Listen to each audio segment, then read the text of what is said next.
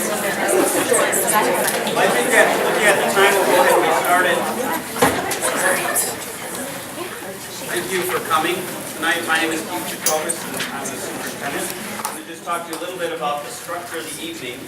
The important thing is that we have time to get around and answer questions and hear from you. And so the way we'll work through this is I'll introduce in a minute Dan Pine. He's our Director of Finance. He'll take you through the presentation and where we are with our potential reductions for this year.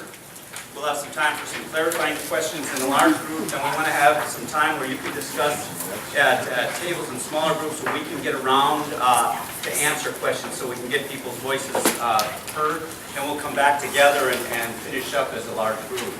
I know these are really difficult reductions as we take a look at them. Everything that we've proposed as we've looked through is hard on kids, and it's not what we want to be doing. The district that was built on the programs that we're looking at today, and the great things that have happened make us the district that we are. It's in a difficult situation that we're in, and we'll talk about that. The board has given us some flexibility to consider the feedback that we have, and we'll talk about that at the end too, before final decisions are made. So I really appreciate you coming out. I know that you have a lot to do, and I know this is very important to you. We certainly have been hearing from we're listening on the internet. There's over 600 plus responses. We've read all of those. We're reading as they come in. Very well done. I would commend you on how articulate folks have been with the research and the rationale behind the concerns. And so your voices are heard. Tonight as you go through, if you need, and you think about the things you wish you would have said or you wanted to make sure, please utilize the website as we go through, because that's an important aspect where you have time to think and you can put down as much as you like as far as your thoughts. So again, thanks for being here, and we'll talk as we go through. I'll turn it over to Dan.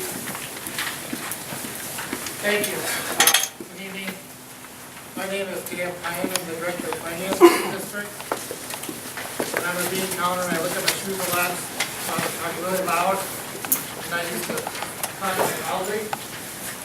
Tonight I will go over the financial picture, and then we're showing you what the proposed reductions are, and then I'll talk a little bit about some other considerations we'll have. The situation we face right now is next year that our revenues are $8 million less than our expenses.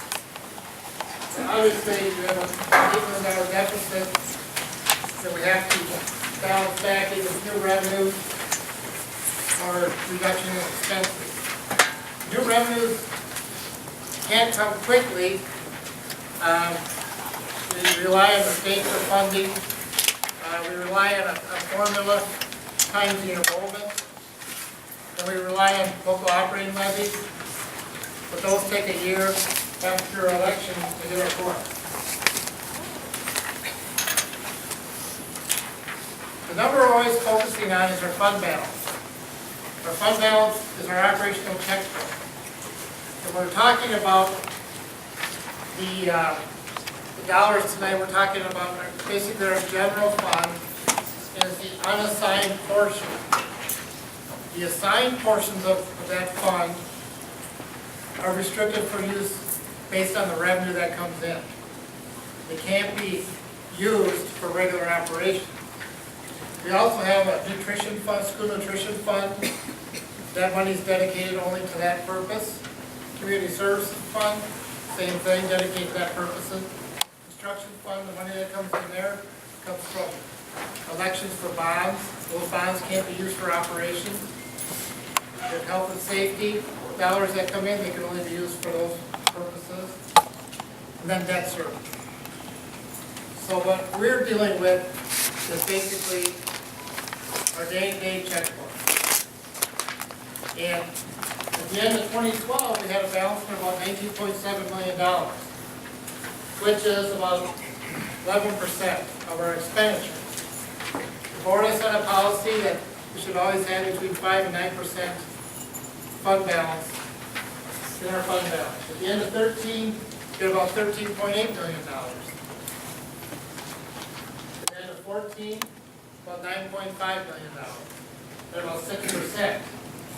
At the end of 15, we project we'll have about $8.8 million, which is 5%. Then, as the deficit hits in 16, you can see it drops way down to $850,000, which is only 0.5%. Well below the board's policy. If we keep going on this without making adjustments, we'll go to 8.8 in the hole, $1 million in the hole, which we can't possibly do, we're running out of money. If you go to negative 2.5% of your fund balance, then you're in statutory operating debt according to the Minnesota Department of Education, and then they would come to take over the district and run it. So why do we have this gap? I know a lot of people are asking, why does this happen? Well, it's a general erosion of our fund balance based on the fact that our revenues aren't keeping up with our expenses. Our expenses are rising slightly above the rate of inflation. Our revenues are not. Most of our revenues are based on a formula that the state legislature sets every 2 years. Over the years, they have not kept up with inflation and fallen behind. There's also different ways of getting revenue for every district, and that's local operating levy. And our local operating levy is $929 that's been approved, plus $424 per pupil in local operating revenue, about $1,351 per pupil. We put all our revenues together, and we're about we're over $1,000 below the state average.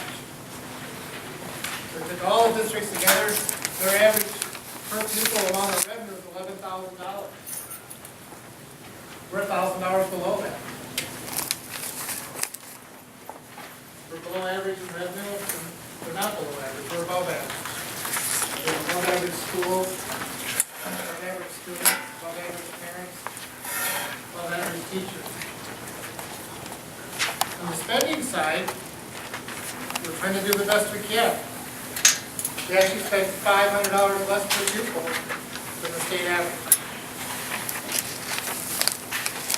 We break down our spending into the categories set by the Department of Education. We are below the state average in almost every one and just slightly above in regular instruction. We'll talk a little more why. Our revenues are lagging behind expenditures because for the last 10 years, the state legislature, with their formula, ran around about $350 per pupil behind inflation. If they just would have kept up in this next year alone, and this last year, we would have an extra $6 million in our fund balance. We're improving and maintaining programs and opportunities for students as called for in our strategic plan. Keep up with education in general and keep up with our other districts throughout the state. We receive less than the state allowed cap and operating levy funding when compared with other districts. State allowed cap, in our instance, would allow us to collect an extra $900 per pupil. Now that's decided by the voters, and first the board decides how much to ask for, but we could collect up to $900 per pupil, which would mean an extra $18 million in our annual fund balance, our annual revenue. Enrollment has leveled off in the last few years. It's still rising, but a lot slower than we had thought. Revenues are based on, most of our revenue is based on two things: number of kids times the formula. Special education has not been funded properly by the state legislature or the federal government. We promised to fund our special education. In our district alone, we spent $10 million per year more than we get funding for. They've not kept up their promise. This graph, if you can see it, shows when the state started falling behind inflation on the formula. You can see it's getting larger and larger. Now we have budgeted for the next 2 years, because it all comes in 2 years from the state, they're working on a biennium budget. We have budgeted 1.5% increase to the formula in 16 and in 17. Fairly modest, but $83 per pupil each year. The governor's proposed 1 and 1. Not good. Only about $58 per year per pupil. So we got to get that up. We got to keep pushing them. We're going to push the legislature. We've been talking to them as much as we can. We've been testifying. We talked to our local legislator today, one of them. She talked about a bill in the House that would raise the formula $300 per pupil. Just in the first year, but we'll take it because that's a lot more than $58.58. $300 the first year. It would be tremendous for us.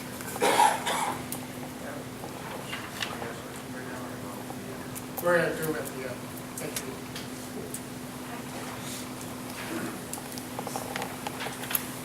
Another reason that it's hard to keep up with our finances is we offer a lot of great programs.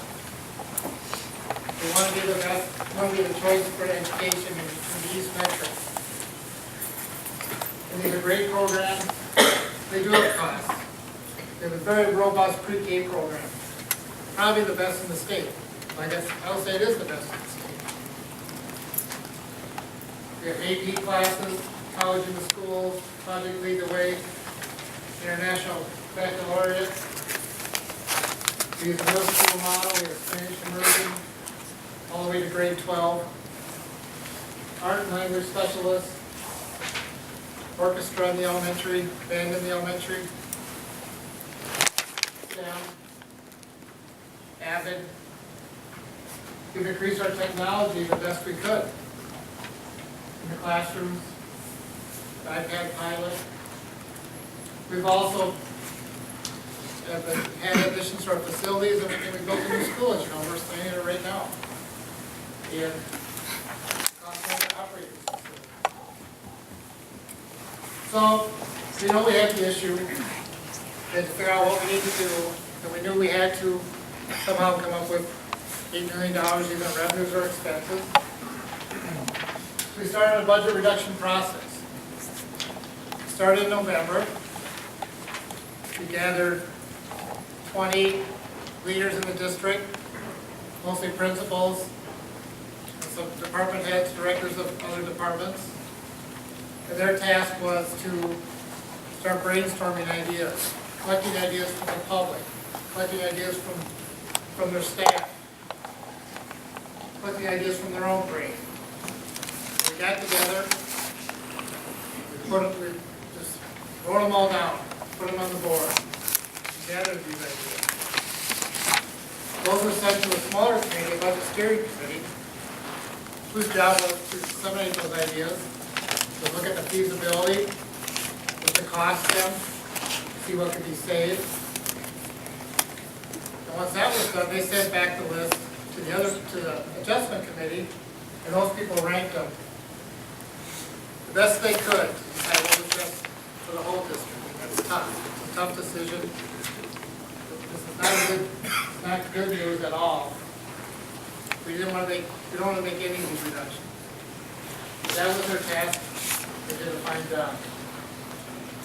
They sent that back to the steering committee, who worked with the cabinet, came up with a final list.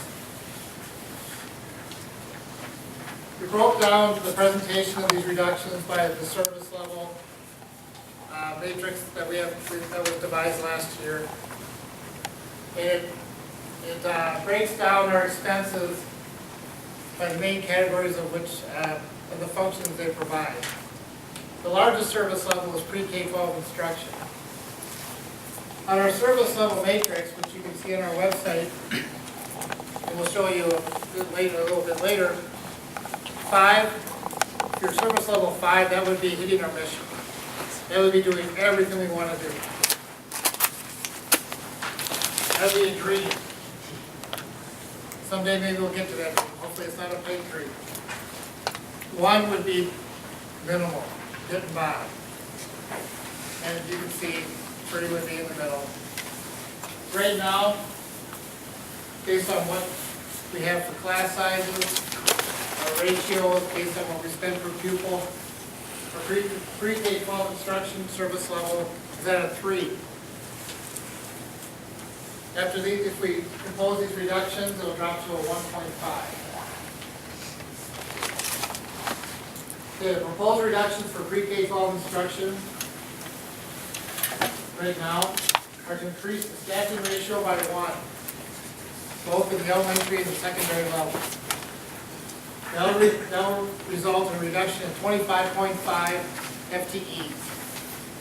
Now, in costing our FTEs, we use a flat amount of $55,000. And you're probably wondering, well, teachers make more than that. Well, some do, some don't. This includes the benefits that are also attached to their package, their compensation package. But you have to use the lower amount because as teachers are laid off, this goes by seniority. And normally the people that are going to be laid off are at the bottom of the pay scale, and the ones on the top will still be there. So you're not going to get an average. You got to use the lower ones. You got to be conservative. You also reduce 1 FTE in the secondary level, all secondary schools, 1 extra FTE. Reduction in special education staffing of 5 FTEs, increasing the caseloads for the other teachers. We're proposing to insert the media specialist into the prep rotation in the elementary schools. That would eliminate world language in the elementary schools. That was 10 FTEs. Elimination of the band and orchestra at the elementary schools, 8.5 FTEs. And reducing the reading recovery program at the elementary schools, 7 FTEs, which would reduce the average FTE allocation for that program at the elementary schools from 1.5 to 1.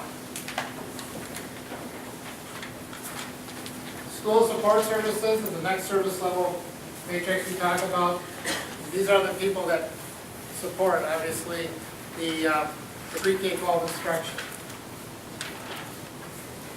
Right now, service level 3. After these reductions, would be a service level 1. Those reductions include eliminating 6 TOSA positions. Those are teachers on special assignment. Eliminating 2 administrative positions. Suspending or reducing our math testing $129,000. Reduce the clerical budgets for both the FTEs and their sub-budgets at the 3 high schools, only $120,000. Reducing two nurses from the nursing staff. Reduction in the high school parking lot security at each high school, $30,000 in the budget each. And discontinuing the Read 180 reading counts license, $37,000. Transportation. This is a little different. If you watch the board meeting on January 22nd, this is different than our original proposal. We had on there that we were going to maybe seek bids for contracted transportation consultant and advise that we could save maybe $2 million on transportation if we contracted instead of us having our own drivers. Well, we don't know what that number is until you actually do bids and the contractors get out. To do a bid, we have to put together a request for proposal, and at that board meeting, the board advised the administration not to seek an RFP at this time. So we went back to transportation and came up with 2 other reductions. One is not to buy buses next year, new buses next year. That's $700,000. And the other one was to eliminate or reduce the bus administration budget by $90,000. The capital budget, There are 2 reductions, and these are more like one-time reductions, so we're just trying to get through the year. We're going to reduce the amount allocated to each site, meaning school, and each department by 25%. That'll save us $242,000. And then we're going to, we just finished paying off a lease for instructional computers, $433,000 per year. We bought them all out for $1. We own them now. We're not going to start a new lease next year. We're going to essentially try to add a year of life to our instructional computers. So that would be a payment we won't have to make next year, $433,000. Other adjustments that don't fall in the service level sector. One is a 2-day employee furlough. Most of our employees, a great percentage of them are under union contracts. And we can't unilaterally impose a furlough, meaning a day without pay or 2 days without pay, without any agreement from the union. So that must be negotiated. So we're working on that now. It would only impact those employees that work beyond the student contact days. Some employees only work 175 days, only work when the students are here. They're not proposing to have one last day of school. So that those people would not have a salary furlough. On the revenue side, we're going to continue to increase our medical assistance billing efficiencies. We hope to raise another $220,000 in revenue. That's through the state programs. We bill Department of Human Services for people that are medical assistants for services that are given to students who are on an individualized educational plan. And we're going to also increase the athletic fees by $10 per activity per student, raising $36,000. So the total adjustments as we speak now are $7,351,948. Taking out the furlough, because that is a wild card, would be about $6.1 million. As I talked about the service level matrix, and I told you how they dropped in some areas. The blue squares are where we're at right now in 15. These reductions will drop down to the bottom colors. The top, I really can't read this. But the top one is the pre-K 12 instruction. The second one is the school support.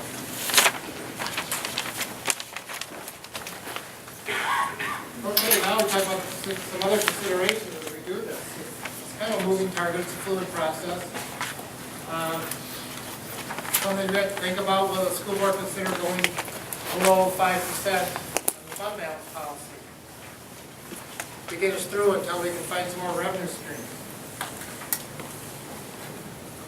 Will there be a fall levy referendum? I think there probably would have to be with the situation we're facing. What amount would it be that would be increased? The voters have approved $929. Approved another $424, so we're at $1,351. For every $100 per pupil unit,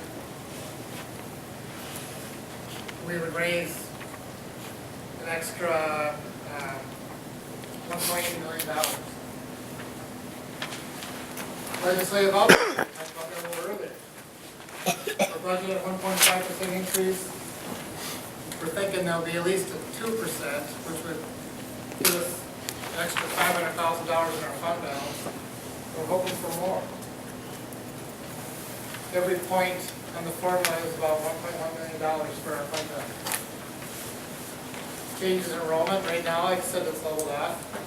We get a set of influx of students without adding staff. Obviously, that's going to be more revenue for us. Seasonal factors which affect the fund balance, like how much we had to spend on heat, electricity, snow removal. And we're also exploring early retirement incentives, trying to gauge if we're going to have more retirements, or we can save money by having a lower salary replace a higher salary. And what's the balance? I mean, we don't, would the incentive eat up the whole savings? Generally, when you do that, you're going to save more money on the second. The first year is probably more of a break even. In the second year, you're going to save some money. So what's going to happen next? Well, this is the last one, the last community conversation. We've had all our staff presentations. We're collecting feedback from these meetings. We're collecting feedback on the website. Over 700 responses to our We're Listening section on the budget on the website. We'll reconvene the budget committees and talk about what should we do based on the feedback we received. Well, further discussions of the reductions at the school board meeting, week from tomorrow night.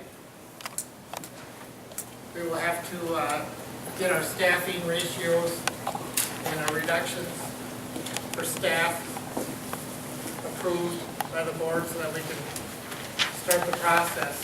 If there's notifications that need to be made to employees that may be laid off. However, the budget, like I said, is a fluid document. Up until June 30th, we have to have a budget approved by law by June 30th. And we won't find out from the legislature what they're going to spend on K-12 education until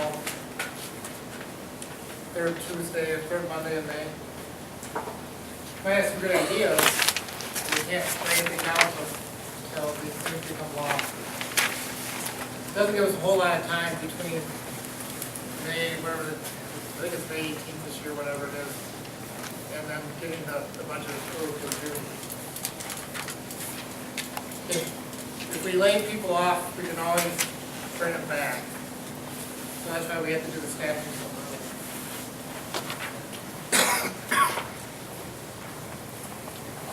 So at this point,